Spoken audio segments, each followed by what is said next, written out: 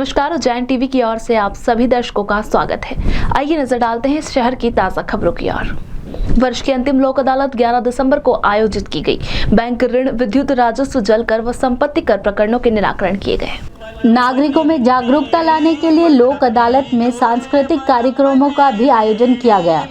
पर्यावरण संरक्षण हेतु पॉलीथीन मुक्त अभियान की शुरुआत भी लोक अदालत के माध्यम से की गई। सबसे ज्यादा मामले बैंक ऋण के रखे गए, जिसके अंतर्गत बैंक द्वारा ब्याज पर तो छूट दी गई, साथ ही साथ गरीबों के मूलधन में भी कटौती की गई। इस संबंध में जिला सत्र न्यायाधीश NP सिंह ने बताया। हम इस माध्यम आपके चैनल के माध्यम से यह संदेश देना चाहते हैं कि लोगों में जागरूकता पैदा करने के लिए हमने एक सांस्कृतिक कार्यक्रम भी रखा है, जिससे लोग विधिक सहायता के बारे में जागरूक हो सकें और उसकी जानकारी ले सकें। और आपने देखा होगा कि यहाँ पर जो बैंक की वसूली के मामले थे, काफ़ी बैंक करीब सभी बैंक आए हैं और बैंक वालों ने इस बार 100% इंटरेस्ट माफ़ किया है और उसमें अच्छा रिस्पांस देखने को मिला है, क्योंकि पहली बार ऐसा हुआ है कि 100%। और कुछ केसेस में यदि पक्षकार ज़्यादा गरीब है तो मूलधन में भी राशि कुछ कम की जा रही है। तो इसीलिए लोगों में बहुत ज़्यादा उत्साह है इस बार। और इस बार हमको अच्छा है कि इस बार हम उम्मीद करते हैं कि पिछली बार की अपेक्षा इस समय बैंक की रिकवरी में हम एक अभूतपूर्व रिकॉर्ड बनाएंगे। और वाटर टैक्स और हाउस टैक्स के मामले में भी हमारे यहाँ जो अंदाज़ लगाया जा रहा है कि करीब 2 करोड़ रुपए की वसूली हो जाएगी इस बार। सुनसान ग्रामीण क्षेत्र में युवक की मोटरसाइकिल सहित जली हुई लाश मिलने से सनसनी फैल गई। मृतक के साथ घायल अवस्था में 2 साथी भी मिले हैं। मामला संदिग्ध बताया जा रहा है। भैरवगढ़ थाना अंतर्गत बांसखेड़ी रोड सेमलिया बीबी के सुनसान क्षेत्र में शुक्रवार रात गोपीलाल निवासी महितपुर तहसील ग्राम चिरमिया का जला हुआ शव और जली हुई अवस्था में मोटरसाइकिल मिली है। मृतक के 2 साथी अंतर सिंह और जीवन भी घायल हैं। अंतर सिंह का पैर बुरी तरह जला है, वहीं जीवन के सिर में चोट लगी है। घायल जीवन सिंह का कहना है कि मृतक गोपीलाल के साथ मोटरसाइकिल पर बजरंग खेड़ा शादी में जाने के लिए निकले थे। बांसखेड़ी में उसे किसी ने मारा है। जीवन किसी हमलावर का नाम भी नहीं बता पा रहा है। वहीं अंतर सिंह भी घटना को लेकर कुछ भी बताने को तैयार नहीं है। क्या मालूम सर कौन थे, उन्होंने हमला करा। मैं इधर गाँव में गया थोड़ा आगे, वो अंतर ने उधर गया तो मैं थोड़ा आगे गया, वहाँ से निकला नहीं, किसी ने आगे लाठी मारी मेरे ऊपर। ये कहाँ जा रहे थे आप तीनों? वहाँ से आ रहे थे बजरंग खेड़ा से, बिहार से। अच्छा, किसके वहाँ शादी थी, किसका ब्याह? अन्ना समझ में अंतर को मालूम है जी। हाँ। जमीन का विवाद है आपका? कुछ भी नहीं, जमीन का कुछ भी नहीं। किसने मारपीट की आपके साथ, कैसे मारपीट? क्या मालूम सर कौन था वो। पुलिस ने मृतक के भाई को बुलाकर गोपीलाल की शिनाख्ती कराई है। सूत्रों का कहना है कि दोनों घायल साथियों को घटना की पूरी जानकारी है, लेकिन दोनों जानबूझकर कहानी बनाने में लगे हैं। जिस तरह से पूरी मोटरसाइकिल और मृतक जला है, उससे हत्या की आशंका बनी हुई है। मामले में पुलिस अधिकारी भी अभी तक कुछ नहीं कह पा रहे। मृतक के परिजनों से भी पुलिस पूरी जानकारी लेने का प्रयास कर रही है। इस संबंध में मृतक के भाई सोहन बोडाना ने बताया, तो उनके खाने पीने में बगदा हुई आमक जमक हुई होगा इसके। पहले भी बोलचाल पहले भी बोलचाल इसके मौत उसने ही की। इसकी किसने? इस अंतर और जीवन ने। कुछ दिन का पुराना विवाद था क्या पहले? पुराना विवाद चल रहा था पुराना। अच्छा, क्या विवाद था? किसका? पुराना विवाद उसके बाप के बारे में जमीन का था। अच्छा, तो वो विवाद ने फिर दोनों फिर मिला जमीन के बारे में। फिर उनके मेरे पिताजी ने उनके बाप ने जमीन बेची थी, तो ये बदलवा रहा था मेरे पिता को, मेरे पिता नहीं बदला। अच्छा, तो वो आंटी निकाल रहा है। अच्छा, तो ये जीवन के और अंतर की काम है ये। धरने पर बैठे संतों को मनाने गए अफसरों को संतों ने 2 टुक शब्दों में कहा, लिखित में योजना लेकर आए तभी हटेंगे धरने से। शिप्रा शुद्धिकरण को लेकर चल रहे संतों के धरने के मद्देनजर संतों को मनाने के लिए प्रशासन ने अपना पक्ष संतों के बीच जाकर रखा। प्रशासन का कहना है कि उनका प्रयास लगातार शिप्रा शुद्धिकरण के लिए जारी है। हमारे अनुरोध को स्वीकार कर धरना समाप्त करें। इस पर संतों ने 2 टूक शब्दों में कहा, हम यहाँ से तभी उठेंगे जब हमें ठोस कार्रवाई करने के लिए लिखित में आश्वासन मिलेगा। संत रामेश्वर दास ने अपर कलेक्टर अविर प्रसाद और निगम आयुक्त अंशुल गुप्ता से कहा कि नर्मदा के साथ शिप्रा का उत्थान जरूरी है। शिप्रा मोक्षदायिनी नदी है। शिप्रा का अपना महत्व है। सरकार प्रशासन का सहयोग जरूरी है। हमें ये लिखित में आश्वासन मिल जाए कि इतने दिन में काम शुरू हो जाएगा और वह पूरा कब तक हो जाएगा। इसके बाद हम यहाँ से खुद ही उठ जाएंगे। इस संबंध में षड्दर्शन साधु समाज के अध्यक्ष डॉक्टर रामेश्वर दास महाराज और महाकाल महंत विनीत गिरी महाराज ने कहा, प्रशासनिक अधिकारी कह रहे हैं कि धरना आप समाप्त कर दो, आपकी मांग हम आगे पहुंचा देंगे।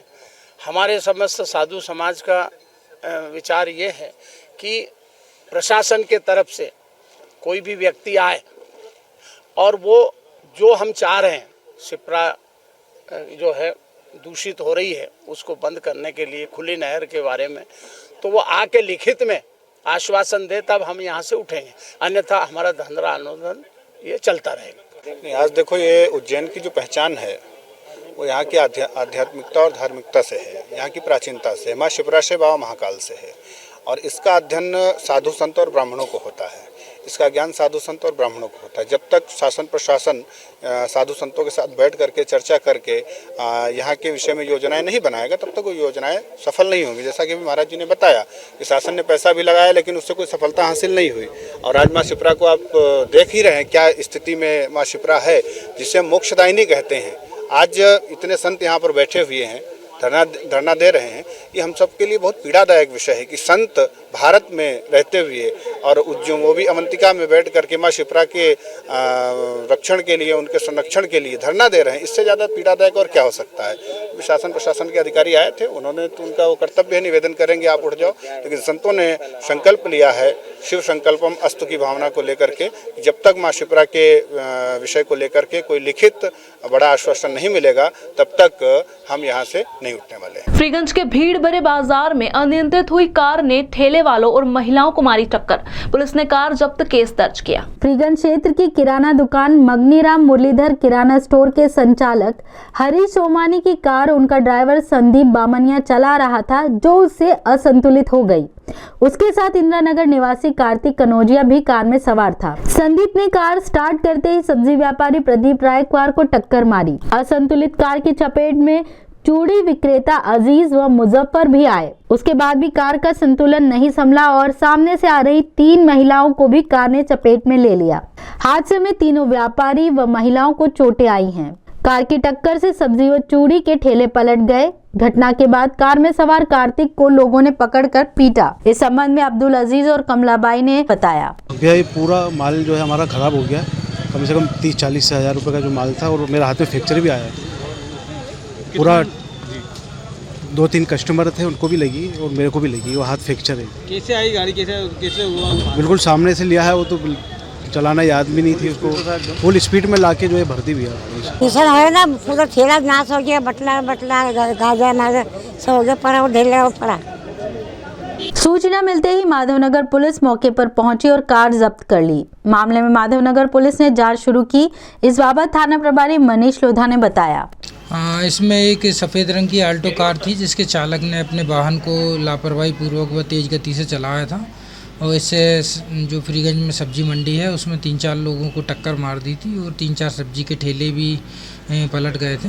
तो इसमें अपराध पंजीबद्ध कर रहे आरोपी के विरुद्ध वैधानिक कार्रवाई की जा रही है। पुलिस विभाग ने अपराधों की समीक्षा करते हुए थाना प्रभारियों के लिए अभियान चलाने व बदमाशों के खिलाफ कड़ी कार्रवाई के निर्देश दिए। उज्जैन पुलिस कप्तान सत्येंद्र कुमार शुक्ल और city additional SP Amrendra Singh ने जिले में बढ़ रहे अपराधों को देखते हुए थाना प्रभारियों की समीक्षा बैठक ली, जिसमें मुख्य रूप से एंटी माफिया अभियान, वारंट तामीली अभियान के साथ ही वारंटियों की गिरफ्तारी के लिए भी अभियान चलाने व पुराने लंबित मामलों में फरार आरोपियों की गिरफ्तारी तथा अवैध गतिविधियों में शामिल रिकॉर्डेड बदमाशों के खिलाफ कड़ी कार्यवाही के सख्त निर्देश दिए हैं।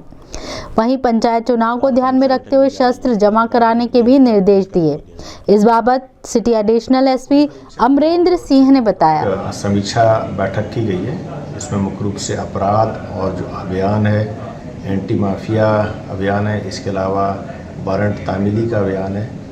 इस पूरे समीक्षा में पुलिस अधीक्षक महोदय के जो निर्देश दिए हैं उसमें आगे आने वाले समय में पुराने जो लंबित मामले हैं, जो पुराने ऐसे मामले जो फरार लोग हैं, उनको गिरफ्तार करने के निर्देश दिए गए हैं। साथ में जो अवैध गतिविधियां हैं, जैसे मादक पदार्थ, अवैध शराब और भी अवैध गतिविधि है, उनको विरुद्ध में कार्रवाई करने के लिए कड़े निर्देश दिए गए हैं। और कुछ ऐसे अवैध जो गुंडे हैं, जो जिनके आपराधिक रिकॉर्ड हैं, उनके विरुद्ध भी कड़ी कार्रवाई करने के निर्देश दिए गए। सर, आचार संहिता को लेकर किस प्रकार के निर्देश दिए गए? जो नवीन जो मॉडल कोड ऑफ कंडक्ट आया है जो पंचायत चुनाव को देखते हुए, उसमें जो गाइडलाइन प्राप्त हुई है उसके संबंध में भी सभी थाना प्रभारियों सभी अधिकारियों को निर्देश दिया गया है। उसमें भी शस्त्र लाइसेंस जमा कराने को लेकर के भी है। इसके अलावा जो नोटिस तामील जो वारंट पेंडिंग है या किसी मामले में लोगों की गिरफ्तारी पुराने समय में कोई लंबित है, ऐसे मामलों में गिरफ्तारी करने और साथ में जितने भी वारंट्स हैं उनकी तामीली, साथ में जो प्रतिबंधात्मक कार्रवाई करने के लिए अधिक से अधिक प्रतिबंधात्मक कार्रवाई करने के निर्देश दिए गए हैं। हस्तशिल्प मेले में बाहर से आए व्यापारियों की है शिकायत, लोकल और डिफेक्टिव माल भी बेचा जा रहा सस्ते में। चंदेरी से आए साड़ियों की दुकान लगाने मोहम्मद अबरार का कहना है कि चंदेरी की साड़ियों की कीमत ही 2500 रुपए से शुरू होती है, जबकि यहाँ मेले में पुराना माल और डिफेक्टिव पीस वालों को भी स्टॉल दे दिए गए हैं जो 200 से 250 में आवाज लगा लगा कर माल बेच रहे हैं। मैं ये चाहता हूँ अधिकारी लोग सिस्टम से काम करें इस मेले का, जैसे हैंडलूम वालों को अलग से, हैंडीक्राफ्ट वालों को अलग से, और जो पुराना माल जो होता है, जो डिफेक्ट माल हो जाता है, उसको अलग लाइन दी जाए, जिसमें कस्टमर को एक गुमराही ना हो कि रेट सही से चीज़ मिल सके। कारीगर बना के लेके आता है उसको दाम तो मिलना नहीं है, क्योंकि 400 की 500 की 4 साड़ी बिक रही हैं। अच्छा जी। और अपनी चंदेरी साड़ी 2500 से स्टार्ट होती है। आज की तारीख में यह रेशम इतना महंगा, मटेरियल महंगा होने की वजह से कारीगर कहाँ से मजबूरी निकले। उसके लिए मैं अधिकारियों से निवेदन करता हूँ कि कम से कम सिस्टम से काम करें, जिसमें कारीगर जो बाहर से गांव से आता है उसका थोड़ा 2 पैसे काम हो सके। जी। आप कितने समय से आ रहे हैं यहाँ पे? मैं यहाँ पे शुरू से मेला लग रहा है, जब 11 दुकान लगती थी जब से आ रहा हूँ। अच्छा जी, अच्छा। तो पहले तो सही था, जब जोशी जीते उपाध्याय जी कर रहे साहब के सिस्टम से। अभी जो आ रहा है कारीगरों का सिस्टम बिगाड़ रखा है। पूरा मेला जो सब्जी मंडी जैसा बना रख दिया है, जैसे पालक की भाजी भिंडी नहीं सड़ती शाम के तो चिल्लाते हैं कि ले जाइए, तो वैसा रेट लगा चिल्ला के माल बेच रहे हैं। हाँ, तो कहने का मतलब ये है कि नाम है हस्तशिल्प मेला और अदर लोग भी आ रहे हैं इसमें। लोग जो लोकल को बिठा लिया जाता है, बाहर बाजार के बैठे मंडी मतलब रोडों पे बैठते हैं, उन लोगों को भी बिठा के जी मेले की क्रिया खराब कर रखी है। मतलब जो हैंडलूम वाले हैं, जो कारीगर हैं बेचारे, जो गाँव से आए हैं, उनका तो काम कुछ है ही नहीं है जी, ना उनका होना है। हाँ, किराया खर्च करके आना, जहाँ पे ये खर्च करना, और सब वही चिल्लाने के वहाँ तक मिले, ये इधर मिले, जो जानते नहीं है। कस्टमर तो सब जानते नहीं है, कुछ लोग जानते हैं तो बेचारे वो ले लेते हैं जी। जो नहीं जानते हैं वो तो कहते हैं वहाँ ये की जहाँ ये की, तो आप जानते ही क्या होता है। कोरोना वेरिएंट की तीसरी लहर के मद्देनजर NSUI ने ज्ञापन देकर ऑनलाइन परीक्षा की मांग की। भारत में कोरोना के नए वेरिएंट के तेजी से फैलने के कारण NSUI ने विक्रम विश्वविद्यालय परिसर में आंदोलन करते हुए कुलपति अखिलेश पांडे को ज्ञापन सौंपा और मांग की कि विश्वविद्यालय की समस्त परीक्षाएं ओपन बुक और ऑनलाइन ही आयोजित की जाए। इस संबंध में प्रदेश उपाध्यक्ष प्रीतेश शर्मा ने बताया। ये मांग की विक्रम विश्वविद्यालय से भी कि पूरे मध्य प्रदेश में और पूरे भारत में जो विश्व महामारी फैले जा रही है, कोविड-19 का नया रूप आया है ओमेगा, तो उसको वो कुछ ज़्यादा ही स्वरूप ले रही है। इसको लेके सभी विश्वविद्यालय में NSUI ने धरना प्रदर्शन कर ओपन बुक ऑनलाइन एग्ज़ाम करवाने की मांग रखी है। हमने उसी क्रम में आज NSUI ने यहाँ पर आंदोलन करा है और ओपन बुक पूरे विश्वविद्यालय की जितनी भी संचालित परीक्षा है उसको ओपन बुक माध्यम से करवाने की मांग रखी है। विश्व महासम्मेलन एवं फ्रीगंज व्यापारी संघ ने स्थानीय शहीद पार्क पर CDS जनरल विपिन रावत को श्रद्धांजलि प्रदान की। उज्जैन के शहीद पार्क पर जनरल बिपिन रावत को श्रद्धांजलि दी गई। यहाँ वैश्य महासम्मेलन एवं फ्रीगंज व्यापारी संघ के सदस्यों द्वारा शहीदों की प्रतिमा पर हार चढ़ाया गया। इसके बाद जनरल बिपिन रावत की तस्वीर पर पुष्प अर्पित कर मोमबत्ती जलाई गई। यहाँ प्रबुद्धजनों ने जनरल बिपिन रावत अमर रहे के नारे के साथ ही उनके विचारों और कार्यों को याद किया। वंदे मातरम, वंदे मातरम, वंदे मातरम। विपिन रावत अमर रहे, विपिन रावत अमर रहे। इसी के साथ आगे चलते हैं वेधशाला से प्राप्त मौसम के आंकड़ों की ओर।